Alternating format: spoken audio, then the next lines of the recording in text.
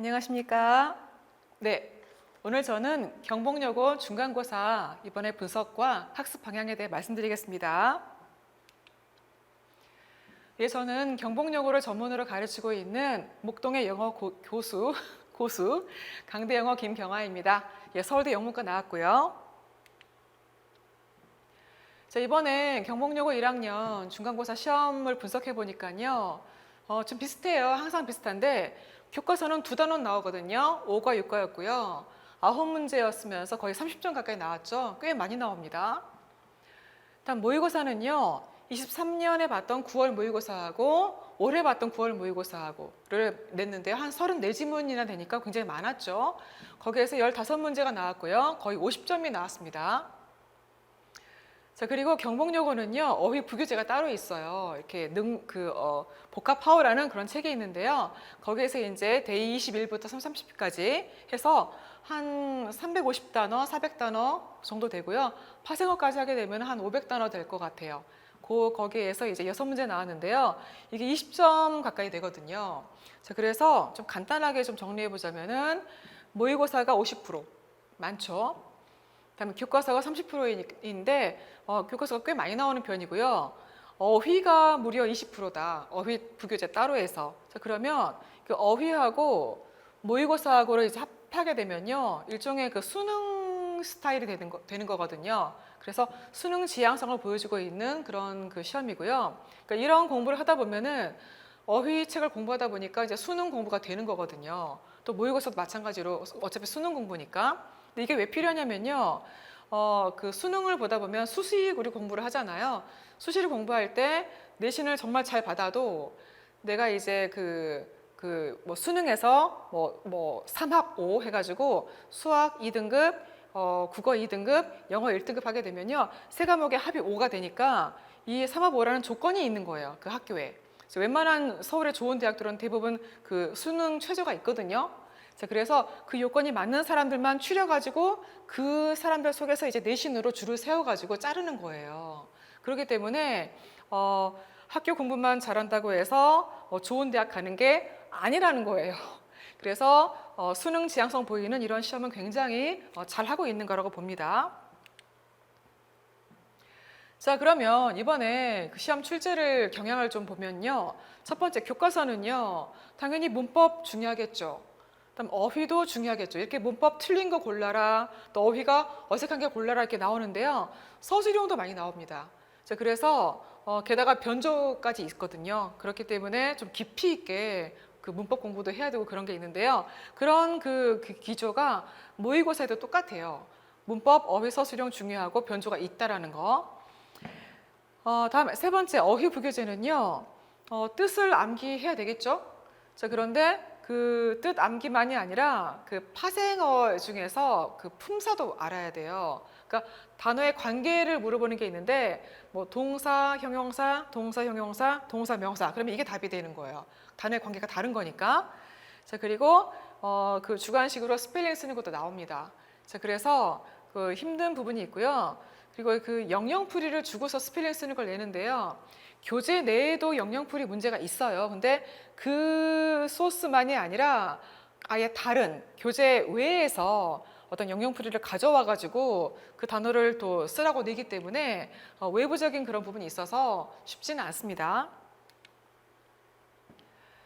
자, 자세하게 볼게요. 교과서는 고난도의 문법 응용력을 요구하는 건데요. 이번에 5과가 그 분사구문이 그 포인트였고요. 그 분사구문을 얕게 공부하는 게 아니라 제가 아이들에게 뭐 완료분사도 가르쳐 주고요. 그리고 이제 여기 주어랑 저기 주어 다를 때 이 주어를 남겨놓는 거 독립분사도 가르쳤거든요. 그래서 교재 내에 있는 그 모든 문장들을 대부분 다 분사구문으로 바꾸는 연습을 시켰어요. 근데 그게 적중을 해가지고요. 이렇게 시험에 나왔는데요. 자, 이게 교과서 5가 지문이고요. 총 5문장의 밑줄이 그어져 있고요. 이게 분사 구문은 다시 원래의 그런 부사절로, 또 부사절은 그 분사 구문으로 바꾸는 게 그런 과정인데요. 그 과정이 잘못되어 있는 걸 고르는 거예요. 근데 여기서 이제 그 5번이 그 독립분사였거든요. 이걸 제가 교재에다 딱 만들어 놨는데 이게 딱 나왔습니다. 어려운 문제였습니다. 자, 그리고 이 육과에 가면요. 가정법 과거 완료가 있어요. 만약에 과거에 뭐뭐 했다면 뭐뭐뭐 했을 텐데라는 건데요. 과거 사실의 반대를 가정할 때는 과거 멀어지기 위해서 그 모양이 멀어지기 위해서 과거 완료를 갖다 쓰는 게 있거든요. 아무튼 그런 원리를 설명해주고 그리고 이제 예문을 많이 만들어 봤는데요. 역시나 이 교재에서는 뭐 A가 B를 공격했을 텐데가 나왔지만은 시험지에는 B가 A에 의해 공격받았을 텐데가 나왔거든요. 제가 이렇게 나올 줄 알고 역시나 교재에 이걸 만들어 놨었어요. 그랬는데 이렇게 수동태를 그 합해서 약간 변종으로 만드는 그런 가정법 과거 완료가 딱 나왔습니다. 적중했네요. 자, 그래서 이런 부분 덕분인지 그 학생 한 명이 100점이 나왔어요. 그래서 이번에 그 1등급 컷이 94.2인가 되는데요. 아마 1등은 100점 한 명밖에 없는 것 같아요. 네. 바로 이 문제인데요. 쭉 나와 있고요. 요 밑줄 친 부분이 이러이러했다라는 과거 사실이고요. 그러면 만약 뭐뭐뭐 했다면으로 이제 바꾸는 게 나왔는데 수동태로 바꾸는 게 나왔습니다. 이렇게 교과서는 이제 본문이 있을 것이고 본문 뒤에 가면은 또 문법도 사항도 있는데 거기에서 해당되는 문법 사항을 본문에서 더 충실하게, 더 깊이 있게 많이 또 약간 뒤집고 비틀어 가지고 연습을 하는 걸 필요로 했었습니다. 이렇게 분사구문과 가정법 과거 완료를 마쳤고요. 다음에 관계대명사랑 관계부사의 구별이 나왔는데요. 이거는 뭐 고1부터 고3까지 내내 나오는 문제이고요. 전국적으로 다 나오는 문제가 되겠죠. 자, 그리고 so that을 in order that으로 바꾸는 그런 게 나왔는데요. 이것도 제가 그 교재에 다 만들어서 줬던 건데요. 이게 in order to로 바꿔 나와가지고 틀린 것을 고르는 게 나왔었고요. 자, 이렇게 문법이 중요하다는 말씀 드렸고, 자, 그 다음에 교과서는요, 원래 본문 말고 본문 뒤에 가면요, 문법 활동도 있지만은 뭐 inside the culture라든가 또는 after you read라든가 이렇게 여러 가지 활동이 많이 있었거든요. 그렇게 본문 의외 지문도 매우 중요하고 지난 시험에도 많이 나왔었는데 이번에는 안 나왔어요. 그렇다고 해서 다음에도 안 나오겠습니까? 그건 아니고요. 그래서 그 경복 시험은요, 전 범위를 다 준비를 해놔야 돼요. 비록 이번에 이게 몇 개가 안 나온다 할지라도. 이 문제는 뭐냐면요, 또 문법 문제인데요. 이게 그 교과서에서 나온 문제이고요. 여기는 밑줄이 그어져 있죠. 밑줄을 그은 다음에 그 틀린 걸, 뭐 올바른 걸 골라라 그런 문제였습니다.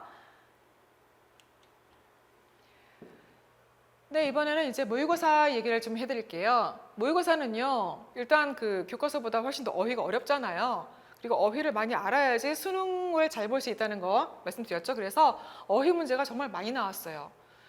그리고 서술형도 나왔고요. 또 동의어를 변조되어서 약간 그 틀어놓은 것도 있었는데요. 예를 들면 naturalized란 말이 뭐냐면은 뭔가 자연스럽게 타고난 그런 말인데요. 자, 이 단어를 제가 innate, inherent, inborn 이렇게 동의어를 많이 써주고 이거 inherent 나올 것 같아. 이거 나올 것 같아라고 했는데요. 적중했습니다. 어떻게 나왔냐면요. 자, 이 문제를 보면요. 여기 B 자리에 원래 naturalized가 있었거든요. 근데 이게 여기 innate로 바뀌어 나왔죠. 자, 그리고 모의고사의 어휘는요. 서술형에까지 나왔습니다. 이게 결국에는 뭐냐면은 뭔가 독해력도 확실히 파악할 수 있으면서 어휘도 파악할 수 있는 그런 두 가지 다 잡아주는 그런 시험이 될 수 있겠습니다. 바로 이 문제인데요. 자, 한 지문 안에 A, B, C, D에 빈칸이 있죠. 빈칸이 있고 여기에 알맞는 어휘를 쓰는 건데 다행히 밑에 보기가 쭉 있으면서 한 10개 정도 단어를 이렇게 쭉 깔아놨어요. 깔아놓고 거기서 이제 고르는 건데 공부를 충실히 한 학생이라면 잘 할 수 있겠죠. 근데 이제 이런 문제를 더 나아가서 나중에 이제 여기에 뭐 동의어를 좀 바꿔서 깔아놓을 수도 있기 때문에 정말 동의어, 반의어 공부 많이 해야 합니다. 자, 이번에는 이제 어휘부교재를 얘기할 텐데요. 어휘부교재에서 이번에는 혼동어를 좀 주의할 필요가 있었어요. 자, 볼게요. proceed라는 단어랑 precede라는 단어가 있는데요. 뜻이 좀 확실히 기억나십니까?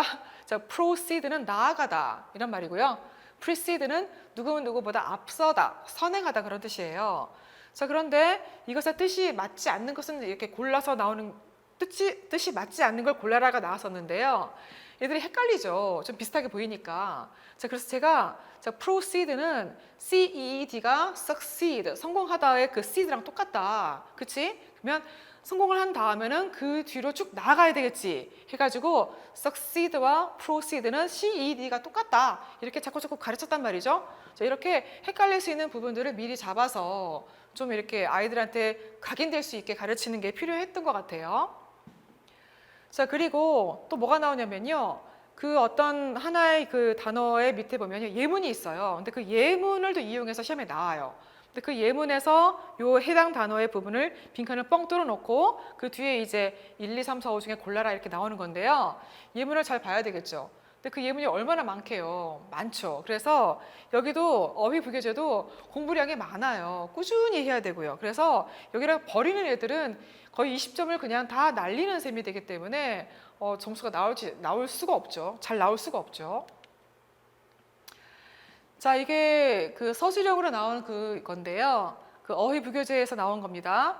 얘는 A, B, C, D, E까지 나와 있고요. 그리고 이게 예문에서 나온 거예요. 그래서 예문을 그대로 이용했기 때문에 쭈르륵 나와 있고 아래 보기가 있는데요. 이게 낸 단어들을 보면요. 쉬운 단어 안 내요. 쉬운 단어 아니라 약간 중요한 단어. 그러니까 수능에서 정말 필수인 단어들을 딱딱딱 내시기 때문에 네, 잘 하고 있는 것 같습니다. 이건 잘하는 거예요. 아이들을 위해서. 자, 이 어휘 부교재 얘기 더 해볼게요. 이번에는 영영풀이를 주는 게 있는데요. 영영풀이에 맞는 단어를 써라. 써라인데요. 고르는 게 아니에요. 좀 전에 고르는 거였잖아요. 이번엔 써라이기 때문에 스펠링이 나에게 외워져 있어야 돼요. 그러면 아까 말씀드렸듯이 범위가 많잖아요. 그 많은 단어를 다 스펠링도 이미 외우고 들어가야 되는 거예요. 그래서 일종의 어떤 서술형의 킬러입니다. 문제 보여드릴게요. 어이구, 맞죠?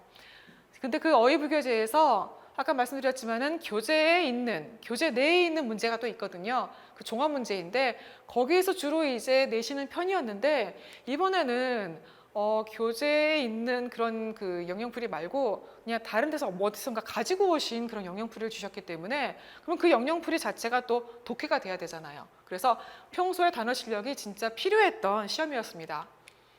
짠, 자 시험 보여드릴게요. 자 A, B, C였고요. A에 이제 H라는 머리 글자는 줬어요. 그렇게 해서 이러이러한 사람은 요러하다라고 이제 풀이가 나와 있고요.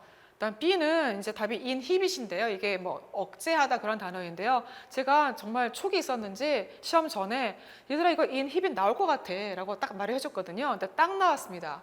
그래서 이 시험지를 제가 지금 누구한테 받아왔는데 그 애가 100점이거든요. 그래서 이 친구도 저랑 정말 시험 전날까지 열심히 했고 그랬는데 제가 말해준 게 많이 나와가지고 또 제가 찍은 게 많이 나와가지고 정말 시험을 쉽게 풀었대요. 너무너무 쉽게 풀려가지고 깜짝 놀랐대요. 근데 100점이 나와서 더 놀랬대요. 예, 이렇게 해서 좀 중요한 단어들 위주로 냈는데요. 이렇게 킬러입니다. 킬러이고요. 부교재의 어떤 종합 문제에 대한 복습도 필요하지만 플러스 알파가 더 필요하다. 또 정답들을 보시면 hospitable, inhibit, esteem 쉽지 않은 단어들이죠. 또 다른 단어들 deduce, fragile, transfer, indigenous는 진짜 어려운 단어죠. initiate, adjust 이렇게 해서 중요하고 어려운 단어들을 많이 내셨고요. 자, 단어 암기를 바탕으로 해서 독해력도 필요하고요. 또 저희가 매번 올 때마다 단어 시험을 항상 보거든요. 그래서 퀴즈를 늘상 보고 있기 때문에 이번 또 기말고사 준비 또 빨리 들어갈 거거든요. 들어가면서 바로 또 이제 이 시험 체제로 들어갈 거예요. 이렇게 해서 수능 지향성을 정말 많이 보여주고 있어서 좋습니다. 이건 좋은 거예요. 자, 그러면 그 경복의 공략 포인트가 무엇이냐? 교과서는 문법 정말 중요해요. 그러니까 기본기를 정말 많이 보시는 게 있고요. 그리고 서술형에 꼭 2개 정도 나오기 때문에 본문에 있는 중요 문장이라든가 또는 본문 뒤에 나온 중요 문장이라든가 이런 모든 것들에 대한 대비가 필요하고요. 영작 중요합니다. 다음 두 번째 모의고사는요. 일단 교과서보다는 난이도가 높아요. 그 어휘도 정말 어렵고 그래서 어휘 위주로 많이 나오고요. 또 내용 파악이 많이 나왔는데요. 이걸 잠깐 말씀드리자면은 그 교재 그 지문 내에 있는 뭐 밑줄을 한 5개 그어놓고 5개 중에서 성격이 다른 게 뭐냐. 이건 독해력이거든요.